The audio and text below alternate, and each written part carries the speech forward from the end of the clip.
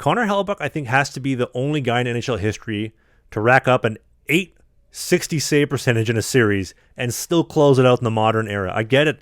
That was acceptable back in the 1960s to close out a series, but in 2025, he threw up an 860 save percentage. Half of the goals, 13 of the 25 goals he gave up in the series were high glove. That's has to be by far the worst goalie performance to close out a series, especially by a Hart and a Vezina. He's going to win his third Vezina, no problem.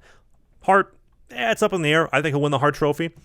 Looking as good of a defenseman as I used to be, I can read the neutral zone pretty well, and I know you're going to throw some stats at me here right away, but that's a perfect example of the President's Cup winning team winning a series when one of the cogs in the wheel are out of sync. And the Winnipeg Jets did that during the regular season when they had injuries.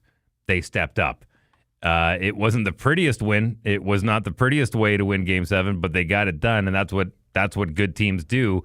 And the Jets broke a stat where the last 5 Game 7s where the President's Cup champion was involved, they lost all 5 of them. So the Jets broke that. They had the first win in the last 6 Game 7s of President's Trophy winners. Okay, and despite the fact that Helly lost in Game 1 and did not have a great save percentage, he looked a lot more like the Hellebuyck everyone is used to here in Winnipeg. So as far as the question mark around Hellebuyck, I think it's gone. I think it's more of an exclamation point now, and I think we're going to see him play more to his Vezina caliber style of play.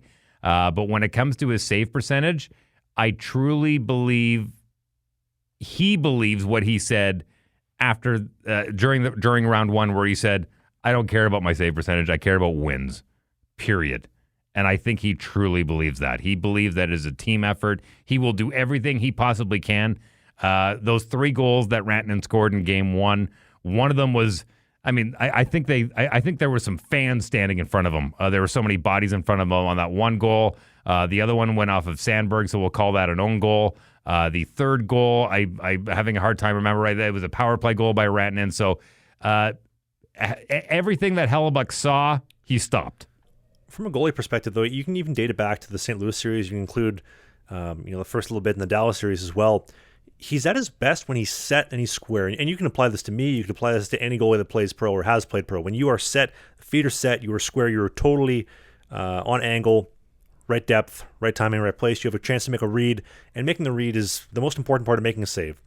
But for whatever reason, he doesn't seem set. He doesn't seem square. He doesn't seem on it. He doesn't seem confident. He doesn't seem right place, right time like he always is. And really the only exception was it seemed like overtime and then double overtime versus St. Louis. That's the only time in the playoffs where Hellebuyck has been on, and all of a sudden he's making saves. He's set. He's getting hit. He's being sticky. Pucks are sticking to him no matter which way it is. 3-on-1, 2-on-1, odd man rush. He was making saves. And the only comparable that I have, really, it seems like he's biting on shots. And to be honest, he's biting harder than half the Canadian population, specifically 55 plus, that decided, 4 more years of socialism is going to fix the previous 10 of socialism. I get it. The country's a dumpster fire. But listen, Boomer, this will fix it. It's literally what I'm seeing. But can we talk about for a second? Well, look, give me a little insight, because he was yanked, twice or 3 times? Are you talking about the Boomers or are you talking about Hellebuyck? Well, I wouldn't ask for your advice on Boomers, that's for sure. Well, yeah, because you are one, right? No, Gen X, thank you very much. Happy and proud to be. But I'm curious to know, he got yanked in 3 games in that series, every game that he lost. You've been yanked in a game or 2. What's your, I don't think he was even on the bench after he got yanked in Game 6 there. I think he took off his gear and decided to go into the cold and hot tub. Walk me through what you think his mind is going through, because I know you've gone through the same thing. Listen, I'm no Connor Hellebuyck. I have won a Vezina. I have won a Hart. I played for 125 in the FPHL minor pro hockey. I've rode the bus. I don't even get a bed. It was a tough grind. But even when I got chased and I got yanked and I had a bad night, I skated to the bench.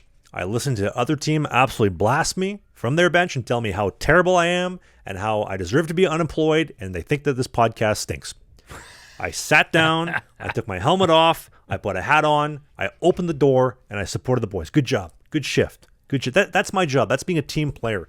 And I don't care if you're going to win your third Vezina. I don't care if you're going to win your first Hart Trophy if you're the best goalie in the world. If you get yanked, you come back, you sit on the bench, and you support the team. It's such a bad example for any kids watching that it is acceptable as a soon-to-be 3-time Vezina winner and Hart Trophy winner and the best goalie in the world that if you get yanked and you have a bad night, it's acceptable to take your gear off and then go sit in the dressing room. You need to sit on the bench. I don't care what the circumstances is. That is not how to endear yourself to your teammates.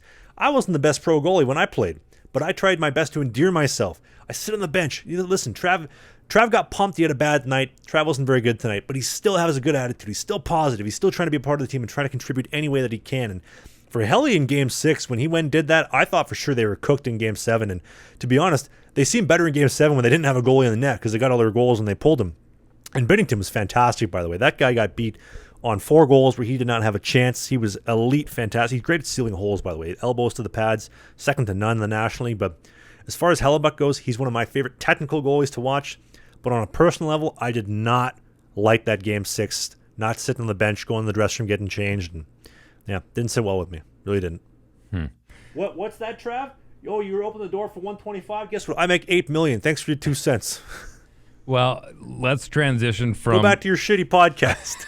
Let's transition from Connor Hellebuyck over to Calvin Pickard, Manitoban. Winnipeg boy. Yeah. Winnipeg boy. We love our Winnipeg boys in the show. If you enjoyed what you just saw, we do new clips every single day, twice a day on the Clips channel. You see clips right here. And beside Dave's crotch, we have a full-length show every single Sunday, right by my hand. Click right here.